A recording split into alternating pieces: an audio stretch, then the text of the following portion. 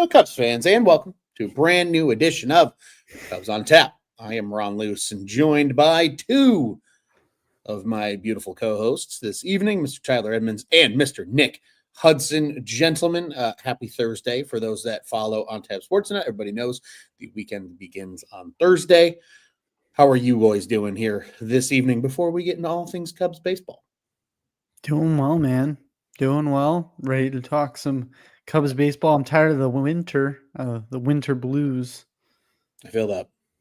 I am great. It is great to be back on the world's greatest Chicago Cubs podcast out there. Happy Royal freaking Rumble week to everyone that observes it. I'm excited to be here, Ron and Nick. It's good to see you both. It is good to see you boys as well. It is Royal Rumble week. It's a big week for those that follow the good old entertainment wrestling business. It is a big week. It's a big week. But it's also a big week for those that follow NFL football because there is no NFL football this week. Super Bowl is obviously not the following weekend, and then there will be no football until late August or early September. So neither here nor there, gentlemen, because we're not talking about football. And unfortunately, Tyler, I'm sorry, we're not talking about wrestling, but rather we're talking about the Chicago Cubs. And we're going to just dive into really the biggest and most recent piece of news. Obviously, there's been a couple of small additions to the team. The John Birdie signing has obviously happened as well. And we can certainly touch on that if you guys have any thoughts there. But the biggest addition is the Ryan Pressly trade. Cubs sending an A-ball arm, Juan Ballo, I believe is how you pronounce his last name, to the Astros. Astros also sent $5.5 million to the Cubs to help pay for some of Pressly's salary. So really it's about $9.5 million that the Cubs are actually taking on versus the full $14.5 million that he was due this season. What were your guys' thoughts? I don't know about you guys, at least for me personally.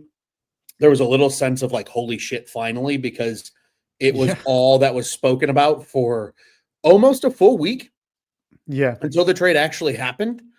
But once it actually happened, once you could actually look at it from a full baseball sense, where were your thoughts? How are you feeling about him most likely stepping into the closing role right out the jump?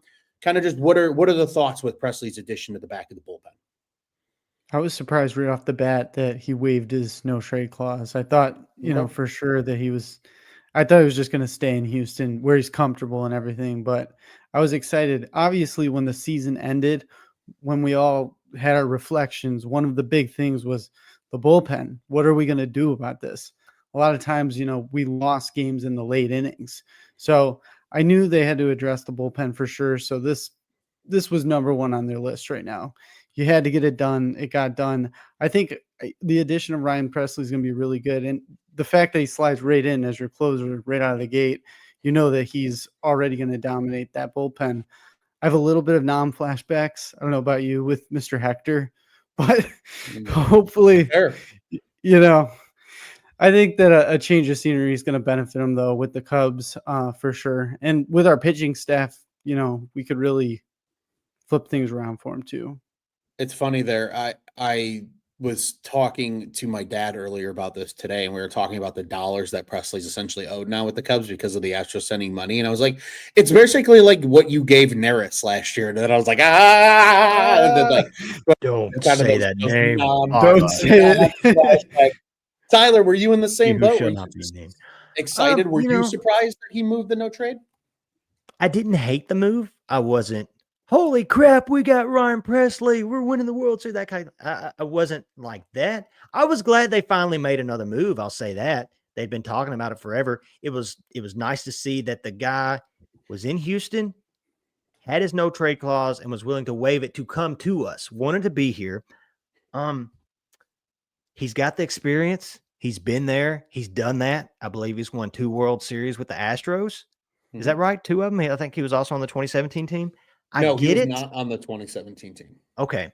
Well, he's got the experience. He's got that FU attitude that I really, not that there's players on this current Cubs team that doesn't have that, a la Justin Steele, but he's just another guy that's got that FU attitude that I love to see.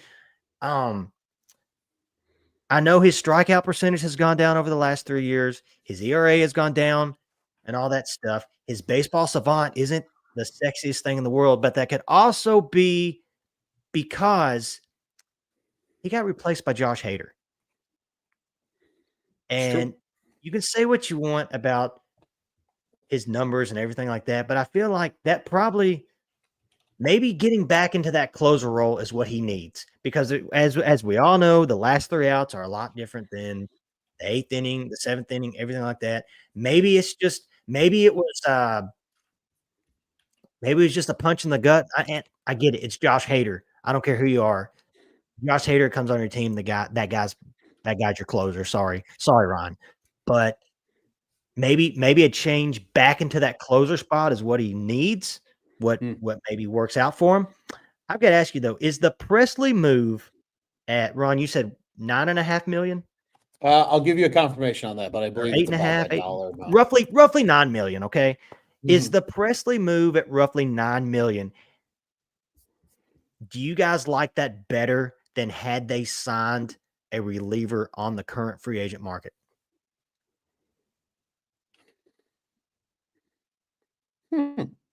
Considering who's available right now, because we've been screaming at the clouds and the front office for him to make a move. Is there a move out there around 9 to 10 million that you would have rather the Cubs done than make this trade? Quick counter question. Does this include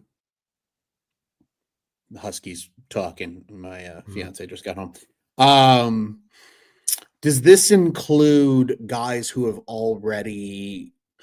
have signed since the Pressly trade, like Ryan Stanek, Carlos Estevez? Okay. At the point the deal was made. Got it. Okay. Yes, I just wanted to clarify that, because now it's very slim pickings because of how fast the market has moved over the last handful of days. That's a good follow-up. Nick, do you have a you said my guy Carlos Estevez. I was like, I'm mad that he's off the boards. Like I was hoping they were going to pull that trigger a lot sooner, and I had faith that that was going to get done because of the pressure that you needed to make that move. That's why I was like, you had to do Ryan Pressly. Like you just had to do something at this point, because it is getting slim out there in the market. It's kind of getting frightening. Yeah, it's definitely interesting. Okay, let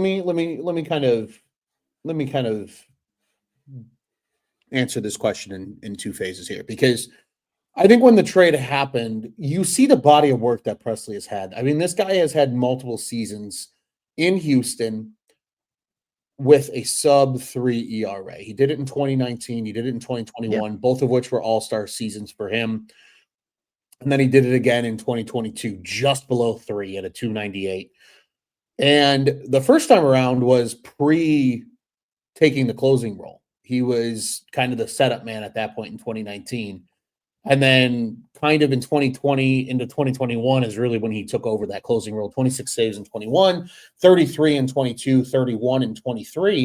And even in 23, he actually had a higher ERA in 23 than he did in 24. So everybody being like, oh, he struggled, and oh, he was this, and oh, he was that. It's like, yeah, maybe he wasn't striking out as many people because the strikeout numbers were slightly down, but, and the walk numbers were a little up. But overall, he wasn't giving up a ton of late inning runs, and at least not abnormally to what he was doing. I think at the time in the market, I was okay with it. I'm actually okay with the Pressly move over some of the other moves. I agree. I think Estevez might have been the only other guy who was really still out there that was like, ooh, yeah, you got to go get him. Because I threw together a piece of options that the Cubs had. And some of these guys are still on the market. Granted, they're not the sexy names of the market, but they're still on the market. And a lot of them aren't closers. So I think there's still plenty of that room. And we're going to talk about some of those guys, I think, here in a little bit. So I'm going to wane off of getting too deep into that. But I think with you need a closer in mind. To me, the one guy that was screaming, Cubs, please come sign me, was Kirby Yates. And then, of course, the Dodgers spit in everybody's face and go sign him too. Yep. So because of that, I don't hate the Pressly move, especially because it's a 1-year deal. There's no such thing as a bad 1-year deal, as we all know. And unless you're he's a guy, sure. And he's a guy who's done it. Like there is no. I think relief pitching is such a volatile thing, and we've talked about it ad nauseum here. I feel like you look at the market of the guys that were available in terms of closers. Estevez was probably the most consistent outside of, admittedly, Presley, because Scott has been good, but obviously has become elite really over just the last handful of seasons.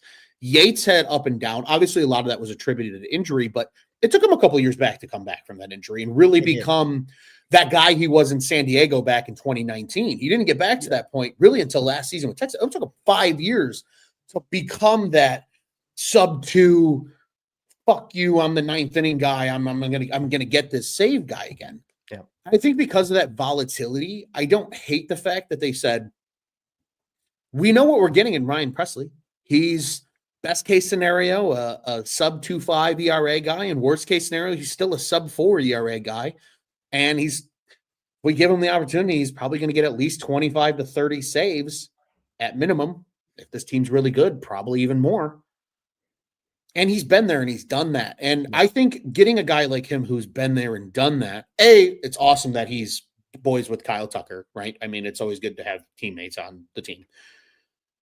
But in addition to that, I think this is going to be good for a lot of these young pitching arms the Cubs have that are going to be coming out of the bullpen. Porter Hodge especially, right? Because that's the guy right now that's front of the line to be in the back of the bullpen with him this year. Oh, yeah. But you can make the argument for if Cade Horton gets a cup of coffee out of the bullpen this year, if Ben Brown gets a cup of coffee out of the bullpen this year, there's so many young pitchers the Cubs have. Brandon Birdsell, Jack Neely. There's a lot of young guys that are going to probably pitch out of the pen at some point this year for the Cubs that just being around a guy like Ryan Presley, who's been there, done that, and has been a closer for multiple seasons, is probably good for them. And then, again, he's here for 1 year. He can sign again if he wants to, or more likely than not, probably go back to Houston because that's where his family's located all year round. And then you go on from there. But then maybe these young guys take that step forward in 2026 with some of that guidance from a guy like Presley in 25. So the long-winded answer for you, gentlemen, was I don't hate the move. And I really don't know if there was anybody outside of maybe Estevez from a closing perspective that I would be that sold on. And in fairness, Nick, I know that's your boy. Estevez really only closed the last 2 years. He was the setup man when he first started to kind of, I'll call it that rise to relevance, we'll call it. Which he had a huge one, yeah. His rise to relevance was fast, but he was an eighth inning guy before he became the closer, right? So I don't hate the move at the end of the day to get a guy like Presley. But gentlemen, I think this is kind of a good segue here because there are a lot of names still out there, and one of which that's been very heavily tied to the Cubs is that of David Robertson. Obviously a familiar face to an extent. Spent the half season with the team in 2022 before he was shipped off to Philadelphia and netted the Cubs none other than Ben Brown. There's chances that he could come back again on a 1-year deal because he's 39 years old and he's the ageless wonder and he's just continuing to pitch. His baseball reference for anybody that's got a couple of minutes is hysterical because the stats column is so big and just takes up the whole page because he's pitched for so long. Yep, I saw that. But the perfect guy, in my opinion, to come in and be a part of the bullpen maybe is that 7th, 8th kind of swing guy with a Porter Hodge. There's guys out there still that'll be interesting to see. Obviously, we know the Cubs are focusing bullpen and bench, right? We talked a little bit about the John Birdie edition. But the Cubs are also intriguingly in talks with the Padres. They've been mentioned in a couple different breaths. Robert Suarez's name has been mentioned. For those that don't know, Suarez is the team's closer. Very, very good right-hander, 34 years old, due to make about $10 million this year. Has an opt-out after this year or 2 more years where he can make $8 million a piece. And then Dylan Cease and or Michael King. And I shouldn't even say and because you wouldn't get both. So it'd be or Michael King. Yeah. Dylan Cease or Michael King. Both of which who have 1 more year before they reach unrestricted free agency. They're both about 30 years old. One makes $14 million, and that being Dylan Cease. The other making just a hair over 8, and that being Michael King. What do you guys make of the moves? And again, the Cubs leveraging their prospect pool to go get some guys, because as we've seen here in the comments, break even Tom is here to make sure we break even. They're not in necessarily the market to try and go spend a ton of money on the free agent market. They're willing to spend established money via trade capital. And I don't necessarily hate that. And I want to get your guys' thoughts on that, because this is a fair point from the comments. Cease will not happen because the reports are reports. Again, the reports might be total bullshit, but the reports are that if it's Cease, they want Shaw plus, which I don't see Jed making. King, on the other hand, I think you can get King for an Owen Casey and maybe like a Javier Assad, especially if Robert Suarez is involved in the deal. Yeah. That's the case. A lot more willing. And I think King's a lot easier to extend if there's hope and desire to do that versus a guy like Dylan Cease, who's obviously represented by Scott Boras, who is going to hit the free agent market no matter what. So all that long-winded to say, what do you guys make of these rumors? Do we think the Cubs are going to be uber aggressive here? Because let's be frank, they really have 10 days until pitchers and catchers report. So you're probably going to want to, especially with bullpen and starting pitcher names in the market here, you're going to want to move fast in the next probably week to make sure these guys are in Arizona when everything starts to happen on February 9th.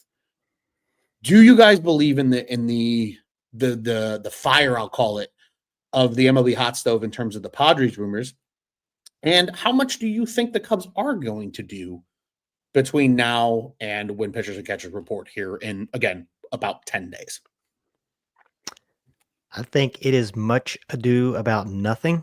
I think it is the classic, this guy is saying such and such talked with this player to get other teams fired up to say, oh, well, let me throw in this guy. Let me throw in that guy and everything like that. Even though I will say with Dylan Cease, this wouldn't be the first time that Dylan Cease got traded. Dylan Cease got traded, I believe it was last year in March, and had to take a separate plane to Tokyo for the Dodgers-Padres game. Remember that?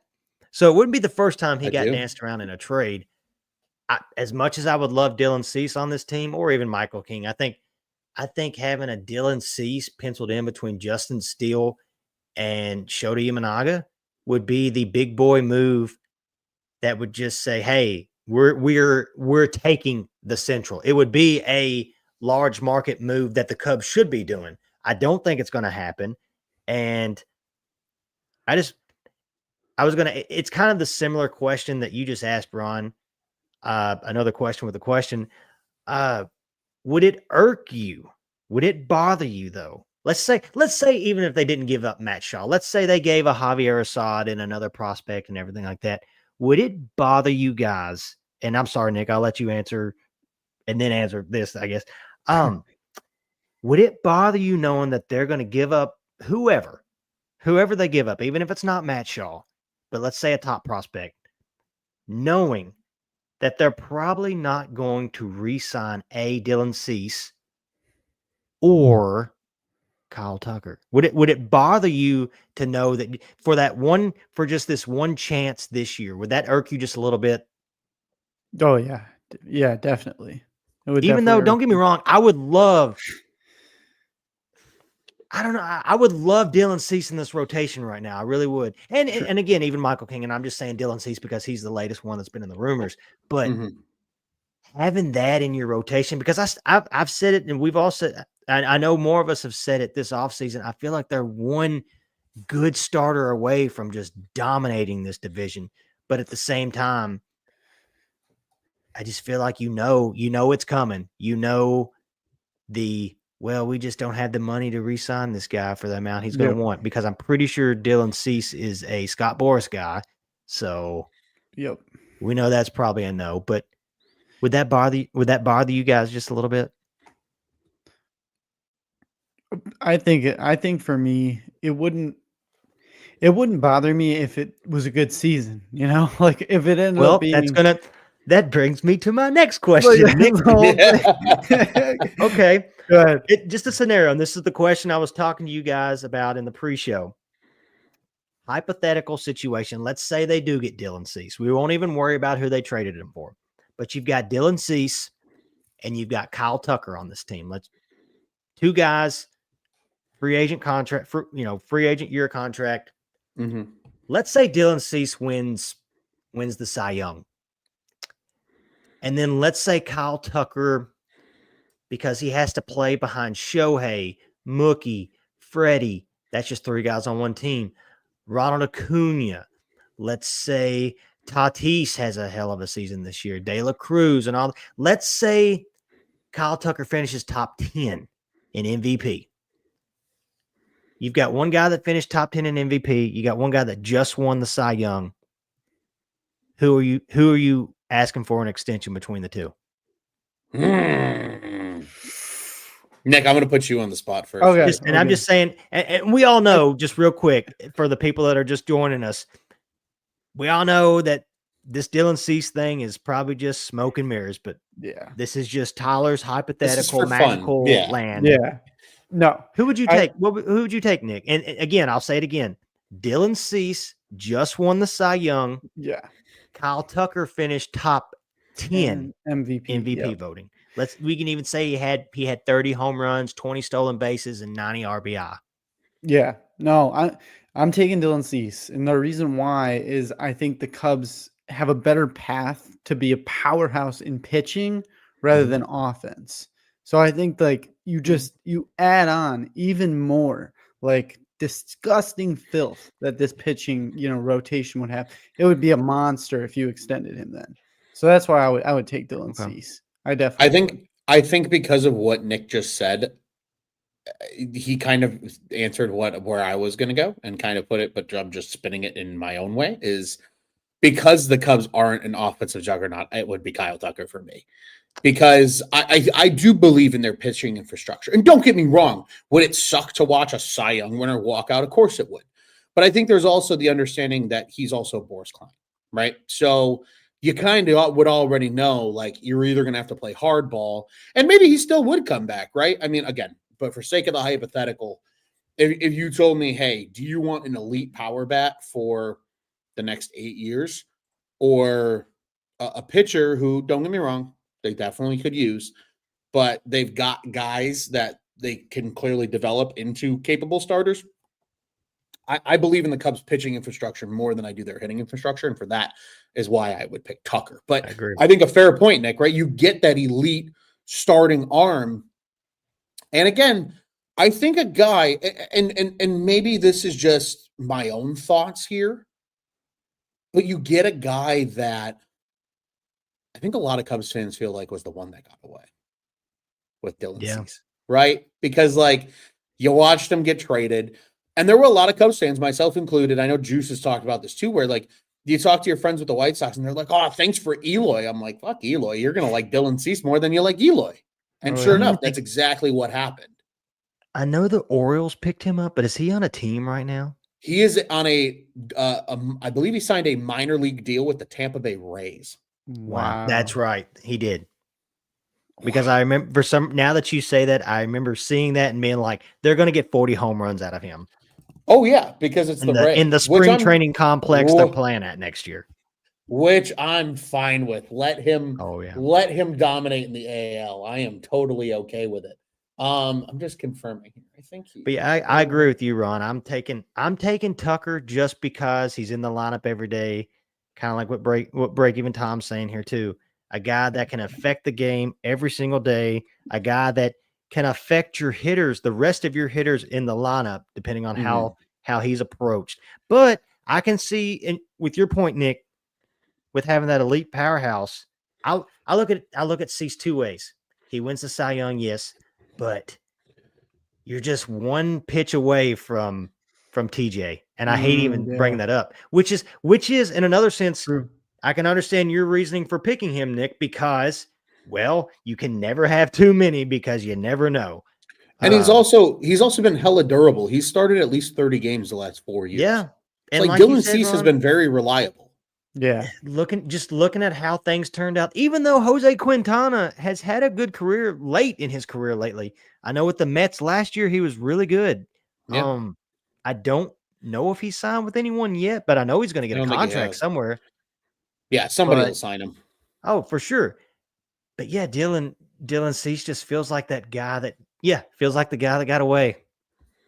Yeah, especially really when he's playing across the town. Oh yeah, 100%. Or did I was at the game when Dylan Cease was one pitch away from a no-hitter against the Twins, but Luis Arias hit a little bloop single into right field. Luis Nice. Arias. At that game. Distinctly remember it, too. It was crazy. A lot of good commentary here from Break Even Tom that I want to share because it's very related to everything that we've just talked about here. And it's kind of in two waves, so I'll preface it as we go through. Okay. He says, fuck no, they are built to win now. You don't even know what happens year to year. And this is in relation to, do you feel bad about giving up? Which, Nick, we didn't get your answer. Do you feel bad about giving up a top prospect to get 1 year of Dylan Cease? Not If if they the gave up like season an was 0 good. Yeah, If it not was if a the good season goes good. season. Right. Okay. Fair. So, you know, but I kind of agree with that, right? Yeah. If you're What about, and I may get yelled at for this from the fan base, but what about a Matt Shaw? I think How sure are we on Matt? I know everybody's been singing Matt Shaw's praises. How sure are you guys on Matt Shaw? Well, that's my whole thing. Like, I'm worried about third base. So I don't know why they're not being a little bit more aggressive. And maybe it is where you don't hear about it, you don't know about it, it just hits you. But Bregman, like, I would love that. I think if they went out and got Bregman on like a 2 or a 3 year deal, I think Yes. a lot changes in terms of what they believe in Matt Shaw, because you do still have Nico Horner for 2 more years. Sure. That being said, to this point, you never know, right? If you go win and build now and you take a real big swing at it in 2025, because again, I'm in the camp, because of all the rumors and reports that have been coming out, we are not going to have baseball in 2027 because of this. As sad as that sounds, Ron, I'm leaning towards that way too, especially after you were talking about that, I believe, on a more recent show we had, and then Juice brought it up in his story or in the thing that you'd read on his comments on everything.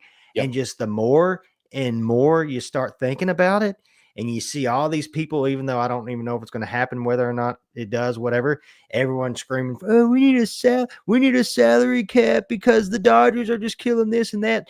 You can already see the writing on the wall that it's going to be an absolute shit show that offseason. Yeah, it's gonna be a bloodbath. So yeah, go for it. Fuck it. 2025, 2026 are probably the last 2 seats. Go for it. Fuck it. Why not? And to go back on Dylan Cease real quick, as far as trading for a star, I will say this. I've become more keen on believing whatever Jed Hoyer says, and he's done. He mentioned it at CubsCon, bullpen bench. Yeah. So I wouldn't get my hopes up on it. No, totally fair. Getting back through Break Even Tom's comments here. This is the most recent one. He says, I have seen Shaw in both college and the Cape Cod. Dude hits no matter where he goes. If they got Bregman, Nico is gone. For sure. Interesting, especially with Nico being hurt. You know, we never know what's going to happen. But we'll rattle through his comments here because they'll make sense as I read through them. He says, you give up Alcantara and Assad and call it a day. They need a power arm righty in between Steele and Shota. He says he'd rather have King over Cease. I agree with that just from an extension standpoint. He says, trade Alcantara, Assad, call it a day. Yeah, and that was just finishing that up. He says, give me Tucker because he plays every day and not doing it for a guy that pitches once a week. Totally fair. He said they need a star on the team who plays every day. Give it to Tucker. And then he says he thinks Suzuki will have a career year because of the Tucker effect. I hope so. I hope he does. A lot of intrigue there. And again, I think that says a lot too, though, just for preface for people at home that are like, well, Suzuki's been good. So like, what's a career year for Suzuki? Suzuki's been a top 20 OPS player in baseball as of last year. I mean, 848 OPS was 18th best in the league. Top 10 right fielder right now. Right. Mm-hmm. So you factor in that ability to, if he has a career year, that means Suzuki's pushing a 900 OPS. God, if you have him pushing 900, 30 bombs, and you likely have Tucker pushing 900 OPS, you have two guys that are 900 OPS players with probably at least 3 or 4 guys on this team pushing 800 OPS. That's a dangerous offense. Talk dirty to me, Ron. That's a dangerous offense. It is. Yeah, it is. It'll be interesting. It'll be interesting to see. Quick comment from Carter Hawkins here. It says next labor fight is owners versus players. Also start owners versus Dodgers, Mets, and Yankees. That's right. But as sad, just the sadness in that comment. Pull that back up for just a second. Small market owners versus Dodgers, Mets, Yankees. Notice how Chicago's not in that, and it's true. It's probably true. Mm-hmm. He's coming back. Give him It just goes to show how big of a man it will be. It will be such a shit show come that off season. It will. It sure will. And good friend of the program, a long forgotten, not forgotten, never forgotten, a long missed face of ours, Mr. Mike Dubs. He says, boys, excited about the season. It's division or you're right. That bust. should be that's the standard. That should be the standard, division or bust. That should be the standard. Break Even Tom's got a question for us, but Tyler, I want to get to your quick note here, and then we'll return to his question before we get to our activity, our draft activity that you had us put together here tonight. But you had a couple of names of guys that you think the Cubs should get one of three of. I did. And I would love for you to share those. And then Nick, if you've got guys to add to this list, I might have guys. And I've actually started an article on this. I may post that tomorrow. I still think they're going to go. What's up? I said on tapsportsnet.com. On tapsports.com. So I think they're still going to make a bullpen move. I think most of us agree they're going to. But I feel like they are very light on the left-handed side. You've got Luke Little. You've got Rob Zastryzny. I'm going to butcher that name. And then who? Maybe Jordan Wicks. Tyler, I hope Zastryzny makes the team this year just so you have to butcher his Zastryzny. So I think they should get a lefty bullpen arm, and I've got three. I've got three options. One is obvious. Andrew Chafin. Everybody would love Andrew Chafin back, and that would be awesome. That'd be awesome to have him back. Just the mustache and the hair alone. I would love that. Scott Alexander. I think I've wrote 2 articles in the past 2 off seasons on that guy. He's been on my list of bullpen arms to get. Scott Alexander, I believe he'll be 35 next year, but the guy, let me pull it up real quick. The only thing about Scott Alexander is his last 3 teams has been, I believe, Oakland, San Francisco, and LA. He spent a lot of time in LA. That's when I really got to know who Scott Alexander was as a player, was in LA. He was a very good lefty setup man in LA. Did very well in San Francisco, even though it was just 17 games. But last season with Oakland, 45 games, a 2.56 ERA. That's impressive. He's a funny guy. I'm glad you brought him up. He's a free agent, but the only thing about Scott Alexander is he seems like a West Coast guy. And just to double check, I'm not 100% sure. Yes, he is from Santa Rosa, California. So it may be with him with one of those things. It may be, hey, kind of similar to Jock Peterson, even though he is on Texas this year. He'll play, but it seems like he may be a West Coast guy. I wish he wasn't because I think he's nasty, especially as a lefty. And then my third guy, a guy that we're all already familiar with, a guy that we dropped this past offseason, Drew Smyly. Look at you bringing back Drew Smyly, huh? I like that. I mean, he's been there. He's done that. He was effective. We all know he sucked. He wasn't a starter. I think the last start he had that was any good was the Padres start, I believe, when he almost threw a no-no. But then, kind of things happen. But in the bullpen, I didn't think he was terrible. Fair enough. Couple of quick comments here. Thielbar is the other guy that they signed already for being a lefty. Thielbar, as Break Even Tom says, Thielbar is that lefty who does nothing but get lefties out. Don't sleep on him. I'm going to sleep on him a little bit, and it's nothing to do with the guy. I've seen his numbers, and I'm not that impressed. But neither here nor there. I'm all for having a lefty that can get lefties out, but I do still think you need a lefty that can get everybody out. And with that in mind, I agree wholeheartedly. So I wrote an article I guess this is a couple of weeks ago. No, not even. This is 10 days ago. God, it feels like a couple of weeks ago. It was called Time to Pivot, 6 relief pitchers the Cubs should consider. This was right after Tanner Scott had signed with the Dodgers. Yeah. Obviously, Kirby Yates was on this list. He gone. No chance that that's happening. But the 2 lefties I included were Scott Alexander. He's on my list as well. I love that dude. You know why? I also like him because I think to me he fits the Cubs profile. He's a big ground ball guy, and that's exactly what the Cubs like. He's a sinker change slider kind of guy, like very Cubs mesh-esque, fits the mold. The other guy is go all the time on Battle Royale. There you go. In addition, Brooks Rowley, a guy that Cubs fans might remember from early in his career. Wasn't there a rumor linked with him and the Cubs a week ago?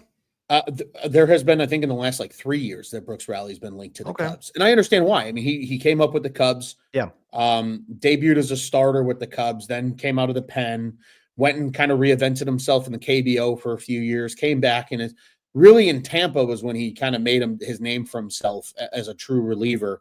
And he's been really, really good ever since. He was hurt most of last year, so he's been banged up. But, I mean, he's a really nice left-handed option as well. And then the other name, I do really believe in the David Robertson thing. I know that's maybe not popular because he is a righty, but he's another FU guy. Yeah. And I like what he brings to the table. Breaking Even Tom says Rally is out until May or so, which honestly is fine by me. I mean, you can get through April with Thielbar and what you currently have. Zashishinsky. Yeah, and then you bring those in. And not so little. Carter Hawkins saying here, if they get King and Suarez from San Diego, Hodge 7th, Suarez 8th, Presley 9th. Sure. I think that's totally fine. And he says, "You're fired, Tyler. No beer for you on opening day. Get the fuck out of here. No fucking way." On Drew Smiley.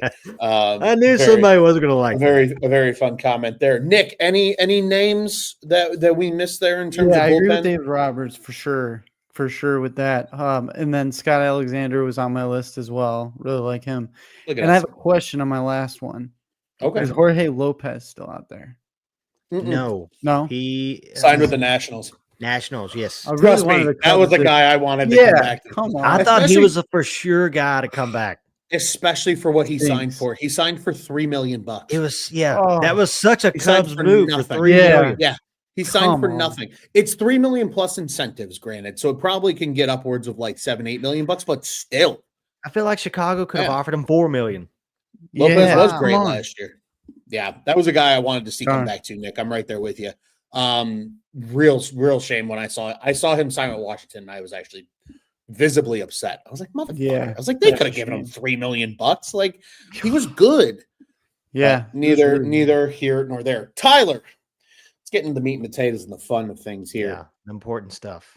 You had us throw together an exercise, so I want to let you go ahead and preface the exercise, and then I can go ahead and kind of just let everybody know how we're going to go through this, so everybody at home can follow along. Yeah. So if you're familiar with another popular baseball podcast, they did a drill. They did a drill. Basically, we're playing the Dodgers, but their scenario was, you can only pick NL teams, one from each team for each position. You get 3 pitchers and a reliever, if that adds up right, maybe 4 pitchers and a reliever. Anyways, so I was like, man, that's a cool idea, but let's get a little more interesting in it. Let's get a little more NL Central into it, because everybody wants to crap on the Central divisions. So let's just see what this type of roster would look like. So here's the scenario. You're creating a team to beat the Dodgers because everybody wants to beat the Dodgers. They're the powerhouse. They're the all-star.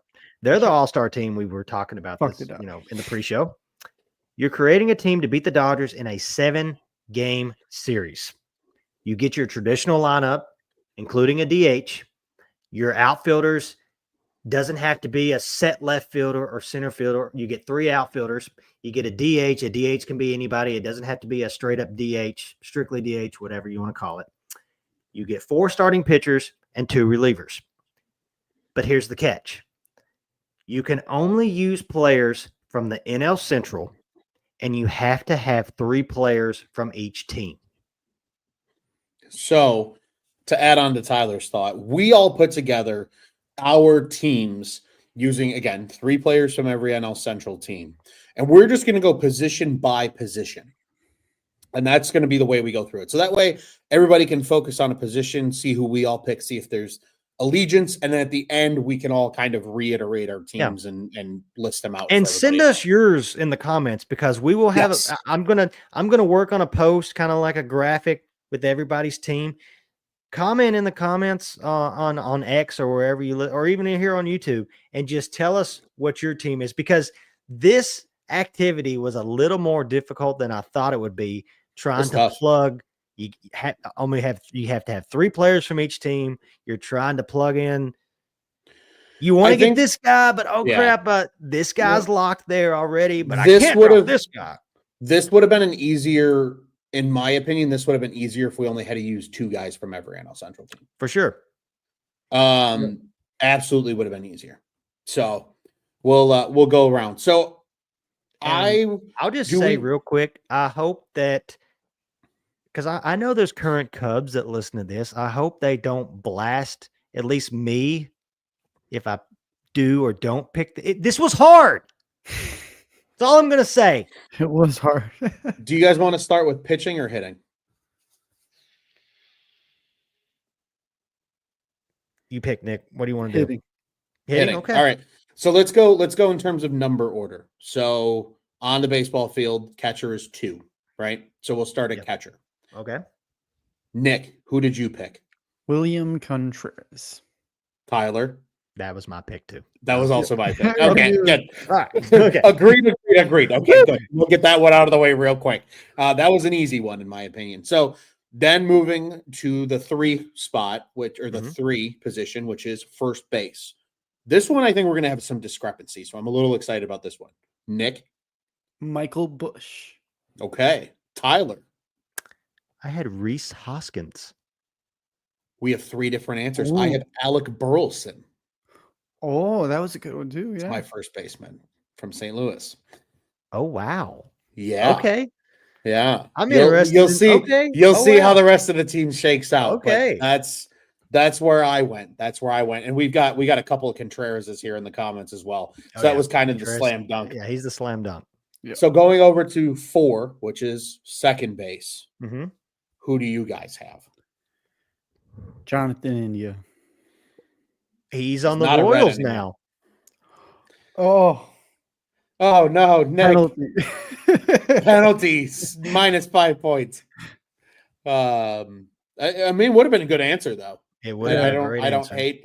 He got traded for Brady Singer.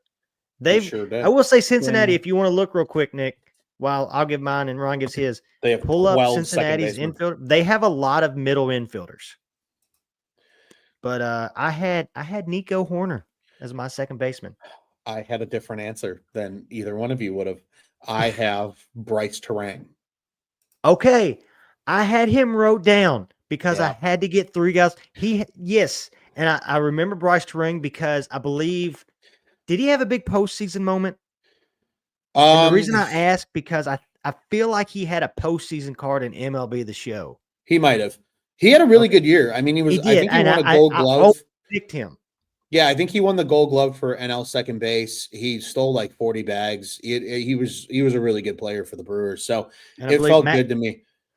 We got a Michael Busch and a Matt McClain. I had him penciled down too. I thought about using McClain too. Which, Nick, that's another red if you. Yeah, I'm going McClain. Yeah, okay. We'll go. Or Gavin Lux, yeah. Yeah, Lux is good too. So we're moving over to, and we got a Terang lightning on the bases. He is lightning on the bases. Yes, he is. That was a big reason why I picked him. You're going to beat the Dodgers. You got to get guys in scoring position, right? So Bryce Terang can steal some bags. Third base, the 5-5 position.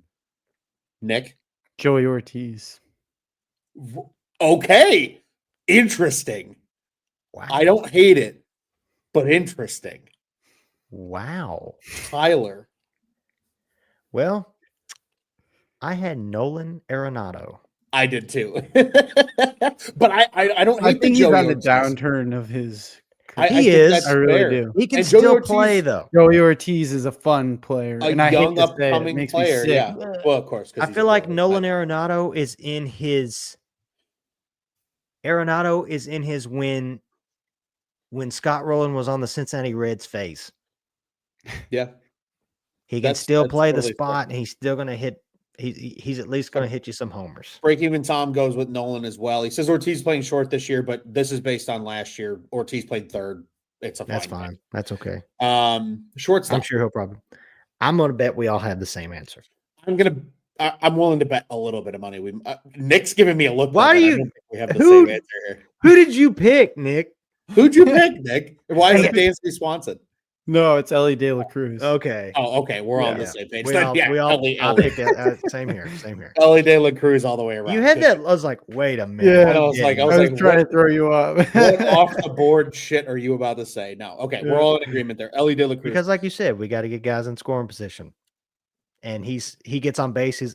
A single for him turns into a triple pretty quick. Every time. Sure does. Pretty much every time. Carter's got to give me Matt Shaw. That's good. That's very on brand for Carter. Hawkins would Mitch. say that. All right, 3 outfielders. I think we'll just go one at a time. I think it's Okay. the easiest way to go about it here. So, Nick, who's your first outfielder? Brendan Donovan. Okay. Intriguing. Wow. Don't have him at all. Don't either. That is intriguing. Tyler, who's your first outfielder? Let's see here. We'll go with. I'll just say my left fielder and the number 3 left fielder in baseball right now, Ian Happ. Okay. So my Respect first his name. outfielder, just based on how I listed, as break even Tom says here, is Tucker. My first one, Tucker. I had to. Second outfielder, Nick. And mind you, everybody at home, this is just 3 outfielders. It's not center, left, right. Like this is just 3 outfielders is how Yes. we approach this. PCA. Okay. Tyler. Okay. I'll go. I had Kyle Tucker. I Okay. had him as well. He was my guy on the Cubs that no matter what, Kyle You Tucker had to is get on him this in team. there. Yeah. That's how I kind of Yeah. felt. Same too. way with De La Cruz. My second outfielder is Brian Reynolds. Okay. I feel like very severely slept on in Pittsburgh, but that was my guy. Third outfielder, Nick. Brian Reynolds. Yep. I had Jackson Churio. Okay. Brewers. Yeah. I originally penciled him in. I had him. When I I- had to erase. I had to race him because I had 3 Brewers already, but I thought Yep. about him. Same thing Um, happened to me. I went with Spencer Steer Okay. Of the Reds. as my third outfielder. Yeah. And then we've got a Tucker Churio Cruz sighting here from Carter Hawkins. Newly the center comments. fielder O'Neal Cruz. So who's your DH is what I must ask. Okay. Nick, O'Neal Cruz. Tyler. I had Brian Reynolds. O'Neal Cruz was my DH as well, Nick. Yeah. Same mindset there. I was like, I don't need O'Neal playing center. He can just hit because Yeah, we've right. got a decent outfield in terms of gloves out there already. So that is our hitters. So let's move on to pitching. So we'll go starting pitching number 1. And again, we're going to probably have guys that listed as like 2, We're probably 3, gonna have the 4, same- but we might have some of the I same think we have guys. this, So at least one guy. I think we all probably have at least one that overlaps. Probably 2, to be honest with you. I think there's a Probably. world where there's probably I'd 2. say probably, yeah. Nick, Paul Skeens. Paul Tyler. Skeens. Paul I Skeens. is the I ace. had I didn't list him as my SP1 just because I didn't do it. In He was order, my but I do have Pittsburgh. Paul Skeens. Each team, he was my Pittsburgh guy. No matter what you're getting. Yeah. You're- Skeens was also there, so I had Skeens. He's one of my 4. Nick, who's another one of your 4? Real quick Shota before Imanaga. Okay. I was gonna say, no, never mind. We'll say it at the end as far as who was each. Like who was your 3 Milwaukee guys? Who was your 3 Cincinnati? Yeah. guys? Okay, We'll gotcha. we'll outline it at the end. My second pitcher. I don't know if he's actually would be the number 2 in the staff. Jared Jones. I thought about Jones. Genuinely thought about Jones. Freddie Peralta It's a good one. is where I went. I think severely slept on. That's a guy I Yep. would lop my left He is. nut off to see in a Cubs uniform. So neither here nor there. A third pitcher, Nick. Right behind Shota, Freddie Peralta. Nice. Yep. Tyler. Hunter Green of the Okay. Reds. We got a Hunter Green sighting here in the comments. I feel like that guy is going to get Cy Young votes this year. I heavily contemplated Green. I don't think that's a bad thing. My third pitcher, I didn't list him third in order, but I have Justin Steele. Final pitchers for starters, Nick. Sonny Gray. Okay. Dang, Tyler. that's who I had. Sonny Gray. Sonny Gray. Yeah. So I had Sonny Gray, but I didn't like Pittsburgh's first base. Spencer Horwitz is a fine player, but I liked Yeah. Burleson over him. So to make the numbers work, I got rid of Sonny Gray because, as we see here from Carter Hawkins, Carter had my original. This was my original 4: Skeens, Steele, Gray, Peralta. But I had to change Gray, and I don't feel guilty about it because I think he's a severely slept-on pitcher, and I think he's going to have a really good year, and he's going to piss all of us off. Brady Singer was my 4th. That was a good one because that dude, he puts up innings. He puts up innings every year. He sure does. So Brady Singer was my 4 to make the math work. But Hunter Green, I think a very fair. It was between him and Singer. I don't dislike Hunter Green. I think I almost put Singer just because I knew it'd be different. So, but still something unique. So we got 2 relief pitchers. 2 relief pitchers. I have a feeling we're gonna have a lot of overlap here, though, because I think there's only 3 real true names that a lot of people are leaning toward. Maybe I'm wrong. I don't know. Maybe I'm wrong because I'm down. Okay, real quick, our last 2 picks. Who are the teams everyone is down to? St. Louis and Reds. Me Louis too. Cubs.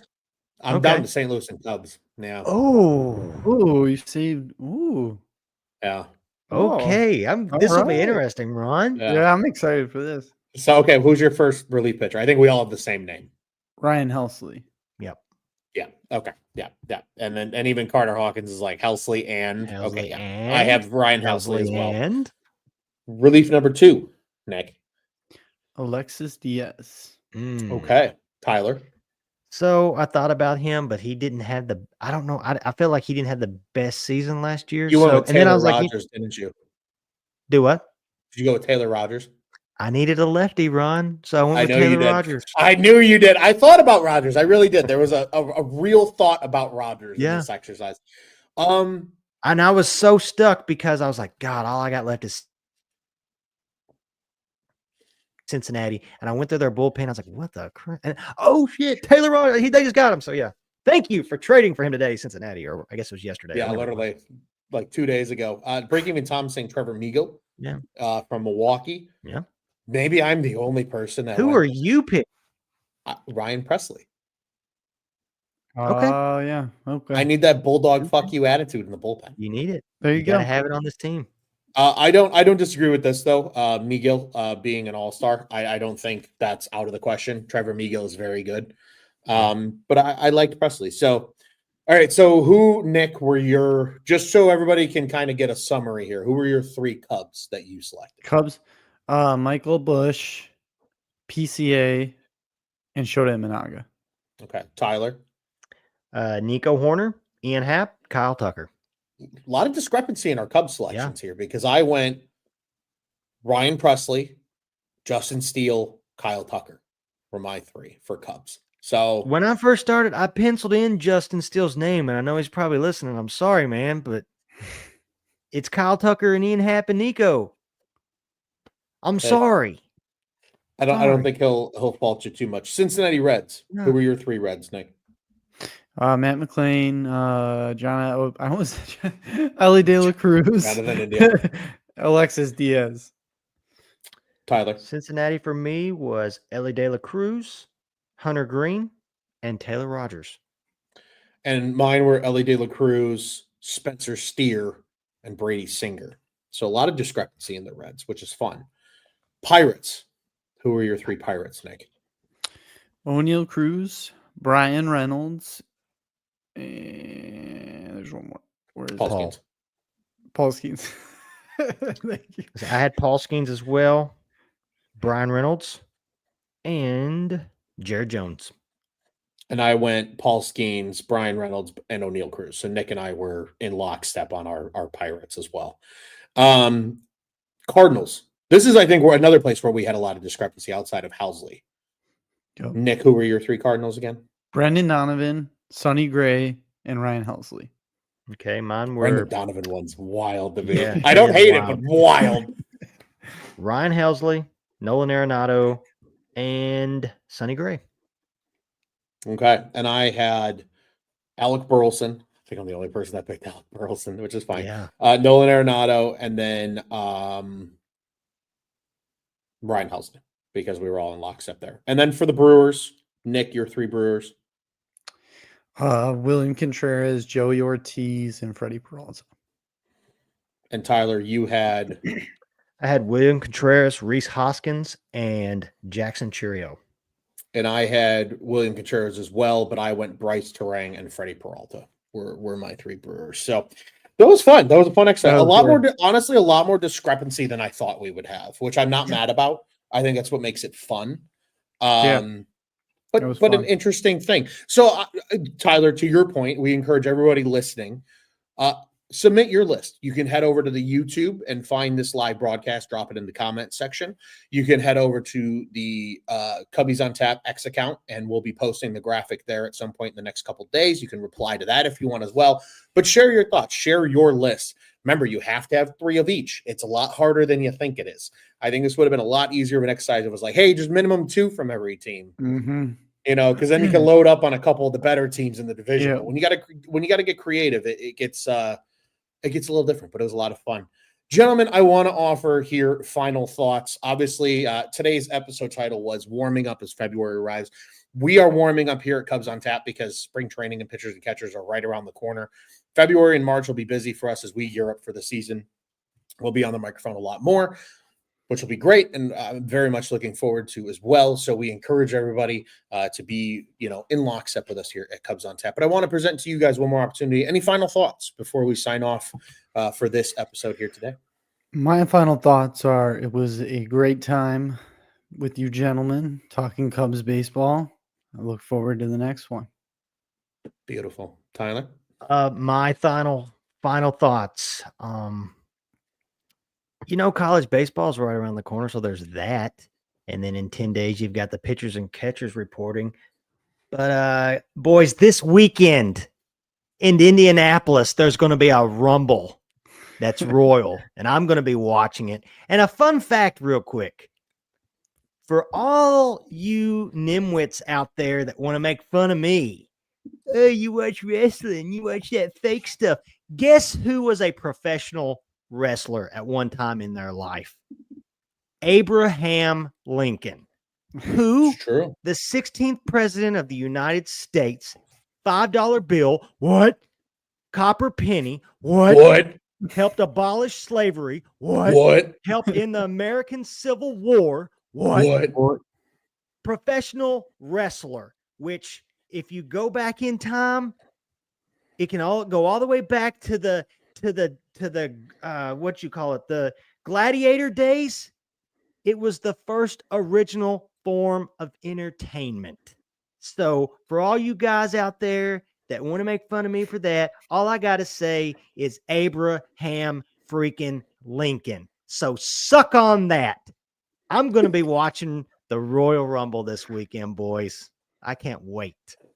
I love that so much. That's an incredible Tyler promo, and it was one that I was not expecting, but is pretty spectacular.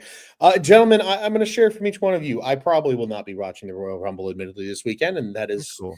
No shame toward it. I think it is very entertaining. I do appreciate the art that is wrestling and what it is and what it takes to put on a performance, because it's not easy. There's a lot of physical nature into it. There's a lot of showmanship into it.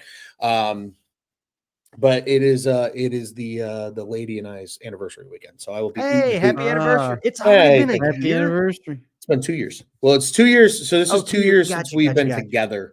July will be a year of being engaged, and then November 1st is the big day. So you guys going out somewhere nice? Yeah, we're gonna do a little dinner on Saturday night. Sunday, we're gonna do some stuff too. So it'll be nice. It'll be a good time. But right. Well, congratulations. Thank you. Congratulations, Kate. I'll let her know. But no, it's good to get back on the microphone with you guys. Get the mics warmed up. This is our first show since pre-Cubs Con, so it feels good to talk Cubs baseball. Obviously, there's been some storylines to talk about. My goal, and I think our show's goal as a whole, is to start having some guest episodes now between now and opening day, and that being opening day in Tokyo. So we pretty much got 6 weeks here to start getting some guests. 5 a.m. start time, by the way. It's going to be rough. I'll probably be up. We'll be up for it though, but it's going to be a blast. Looking forward to those episodes with you gentlemen, as well as the rest of our crew. We're going to have a new intro in the not so distant future. It is going to include a sixth name. You'll see more of Bobby Foster this season as well as a part of our rotation. And we'll outline all the good stuff of what's coming with Cubs on Tap in season this year as we get a little bit closer to that point. But until then, we're going to hopefully line up some good guests for you guys here between now and opening day. And then maybe even during the season, we can score some in-season guests, which we really haven't been able to do a whole lot of over the course of the last few years. But hopefully this year that could change a little bit. Break Even Tom says he'll be in Tokyo yelling, Shota Imanaga. You've got to send us a video of that. You have to. Yes, please do. Nice. It'll be awesome. I think all of us can agree that we're looking forward to an early opening day for the Cubs, 2 games that actually matter well before spring training is over. And then obviously March 27th is a big day for Cubs on Tap. Not only do the Cubs start the regular slate of baseball for the rest of the season, but it is Ron Lewis's 30th birthday. So happy birthday to me, and baseball gets back right on my birthday, which is a pretty great way to start the year. Awesome. So super excited about that. But gentlemen, without further ado, want to remind everybody, as always, be sure to follow along at Cubbies on Tap on the socials. You see all of our handles here in the descriptions. If you're listening on podcast, head over to the YouTube, On Tap Sportsnet, like, subscribe, hit the bell button. You know the whole drill. Follow our friends over at the Dingers podcast as well, at Dinger Cubs on the socials. You can find them there. In addition, Bulls, Bears, Blackhawks, you guys know the drill. You know where to find all the good stuff here in Chicago sports over at ontapsportsnet.com and at ontapsportsnet on the socials. Boys, this was a blast. Always a pleasure. What do you say? We get out of here the only way we know how, it Cubs on Tap? Oh, yeah. Fuck the Dodgers. If there was a rumble with every St. Louis Cardinals former and current player, I'd throw Mark McGuire's big ass over. Then I'd toss Bob Gibson's ass over. I'd toss Matt Holliday's ass over because he couldn't even catch a cold if he tried. And all the current freaking Nolan Arenado, I'd throw him over. Miles Mastrobuoni, I'd throw them all over. And at the end of it, in the middle of the ring, I'd grab the mic and say, F the Cardinals. Let's go, Cubbies, baby.